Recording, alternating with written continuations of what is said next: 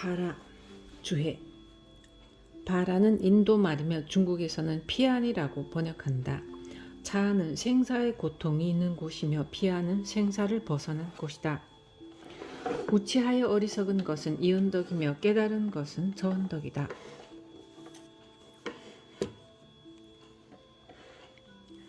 세상 사람들이 본성을 미혹하면 우치하고 전도되어 사대 육근을 자기라고 착각한다. 명리를 다투고 천년의 살림살이를 계획하며 만겁의 원수를 쌓아 깨달음을 등지고 껍데기들만 모여 진실한 자성자리를 가리며 허망한 것들만 쫓아다닌다. 바쁘고 바빠 휴식할 줄 모르고 생각하고 생각하여 마음의 경계를 제거하지 못한다. 그러다가 어느 날 아침 갑자기 죽음이 닥쳐온다. 어떻게 막아보려고 해도 촉급하여 손을 쓸 여가가 없다.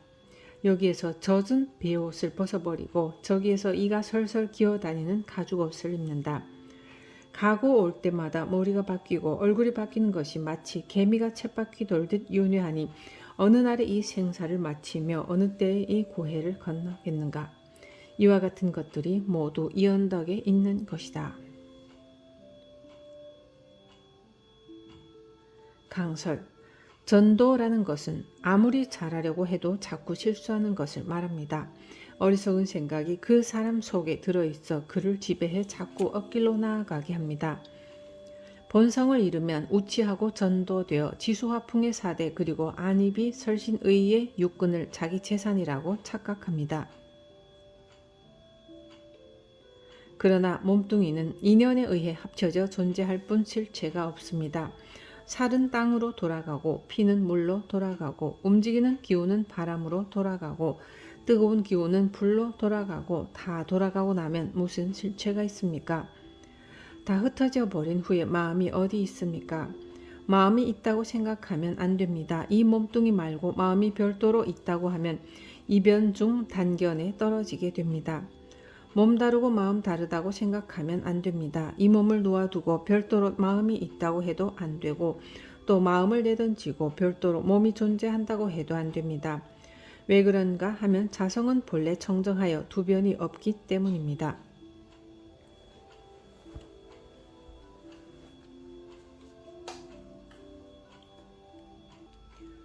그러나 중생들은 두 변에 떨어져 있습니다. 중생들은 몸에 집착하여 이익과 명리를 다툽니다. 무엇이 그리 급한 것인지도 모르고 매일 바쁘다고 합니다.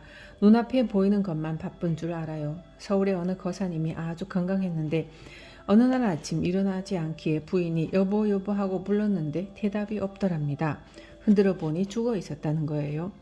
죽음에 있어서는 건강하고 아픈 것의 차이가 별로 없습니다. 죽기 전날 사업 확장을 위한 계획서를 보며 하는 말이 아이고 앞으로 얼마나 살지 모르겠어 했다는 겁니다. 자기는 그렇게 갈 줄 몰랐겠지만 속에서는 영명해서 그런 소리가 튀어나온 겁니다. 그와 같이 숨 한 번 쉬는 찰나에 생과 사의 길이 달라집니다. 양변이 있고 중간이 있다고 생각하지만 절대적인 중간은 없습니다. 예를 들어 우리는 정오 12시를 이야기하지만 12시는 찰나에 넘어가고 말죠. 우리들은 찰나에 존재하면서 그 찰나 다음에 어떻게 될지도 모릅니다.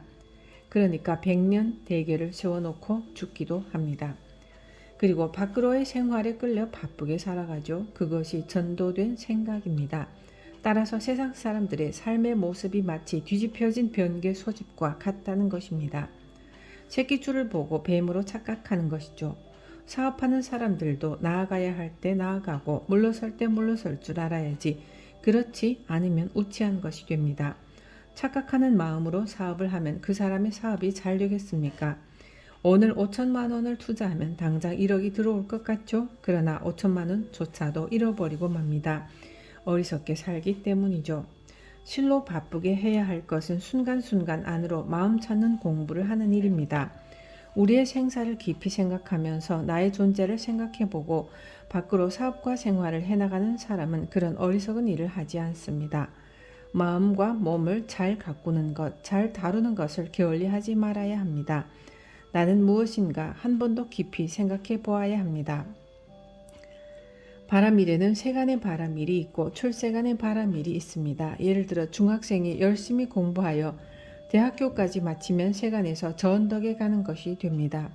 대통령이 되기 전까지는 이 언덕이고 대통령이 되면 저 언덕에 도달한 것이라고 할 수 있습니다. 취직 시험을 치르기 전에는 이쪽 언덕이고 취직이 되면 저쪽 언덕이 되죠.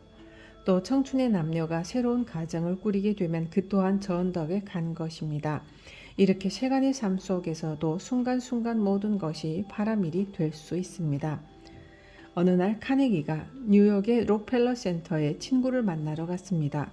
빌딩이 너무 커서 어디로 가야 할지 몰라 안내원에게 물어보니 친절하고 자세하게 안내를 해주었는데 안내에 의해 엘리베이터를 타고 3층쯤 올라가던 카네기가 갑자기 다시 내려와 안내원에게 갑니다. 아가씨는 미모도 뛰어날 뿐 아니라 마음씨도 참 아름답습니다.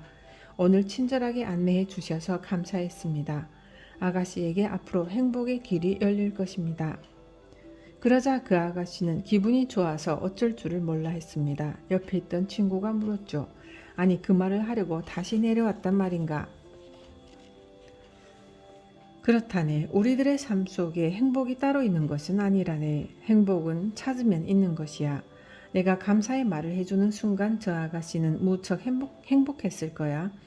아가씨의 즐거운 마음은 또 다른 사람에게 전해질 것이고 나는 오늘 인류에게 행복을 준 것이 아니겠나? 내가 오늘 한 일은 보람 있는 일이야. 그렇군. 이와 같이 순간순간 마음이 즐거우면 저쪽 언덕에 도달한 것입니다. 하지만 이러한 세간의 바람일은 그저 육도에 머무르며 오용락의 세계에서 욕망을 이룬 것일 뿐 자기의 본성을 깨달아서 나고 죽는 생사를 해결한 출세간의 바람일과는 다릅니다. 나고 죽는 고통이 없는 우리 마음의 본성을 깨달은 자리가 진정한 바람일이고 저쪽 언덕이죠. 중생이 깨닫지 못한 채 육도에 윤회하는 것은 이 언덕에 있는 것입니다. 이쪽 언덕에는 6가지의 악패가 있고 저쪽 언덕에는 6가지의 바람일이 있습니다.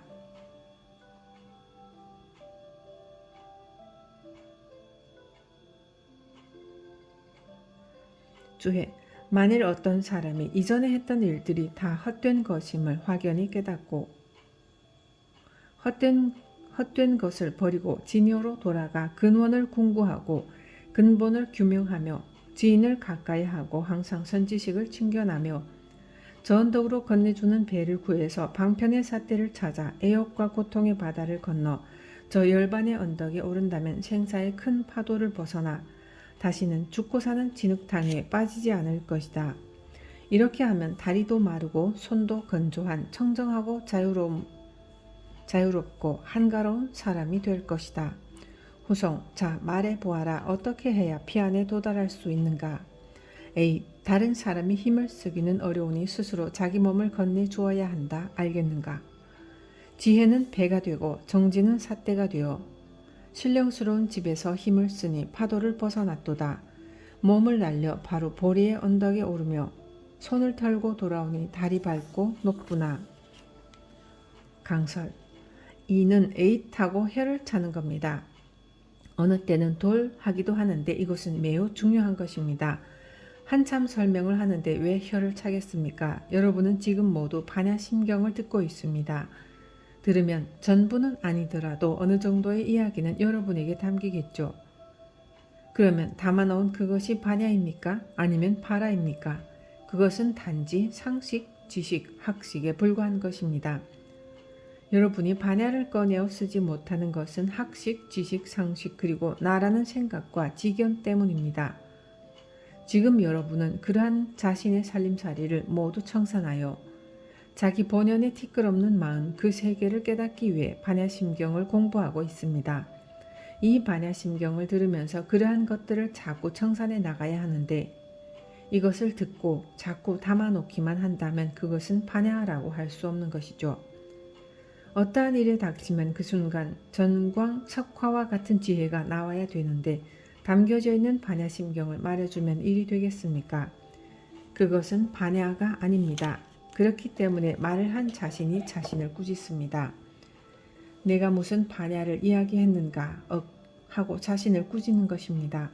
왜냐하면 그것은 말에 불과할 뿐 진정한 반야가 아니기 때문입니다.